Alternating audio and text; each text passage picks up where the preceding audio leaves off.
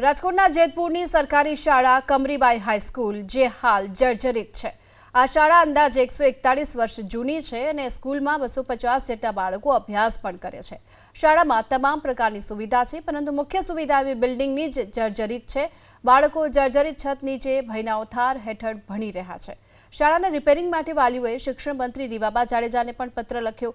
વિદ્યાર્થીઓ અને વાલીઓની માંગ છે કે વહેલી તકે આ શાળાનું રિપેરિંગ કરાવવામાં આવે। બહુ જ ભય લાગે છે, કારણ કે ઉપરથી પોપડાઓ પડે છે, તેમજ આને ઘણી જગ્યાઓ ખંડેર થઈ ગઈ છે, હાવ જ્યાં બેહવા લાયક જગ્યા જ છે નહીં એમ। અને ઉપરથી વરસાદના સમયે પાણી પડે છે, તેમજ પોપડાઓ પડે છે, અને ભૂકંપ કે એવી જો કોઈ કુદરતી આપત્તિઓ આવે તો પડી ભાંગવાની ખૂબ જ શક્યતા છે। 6 મુખ્ય ક્લાસો આ હાઈસ્કૂલના બંધ છે, જેના કારણે એક ક્લાસમાં 60 વિદ્યાર્થી બેસાડવાની જગ્યાએ 78 વિદ્યાર્થીઓ બેસાડવા પડે છે, અને મોટાભાગના વાલીઓ અને આ સ્કૂલમાંથી છોકરાઓને પરાણે એડમિશન એમનું ઉપાડવું પડે છે, બેસવાની જગ્યા ન હોવાના કારણે।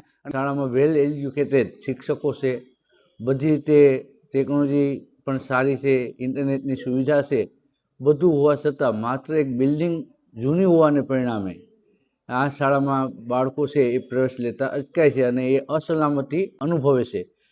જેથી કરી સરકારશ્રીને વિનંતી કરું કે આ શાળા છે એનું પુનરુદ્ધાર થાય, રિનોવેટ થાય અને આ શાળામાં વધુમાં વધુ વિદ્યાર્થી લાભ લઈ શકે એ માટે પ્રયત્નશીલ થાય।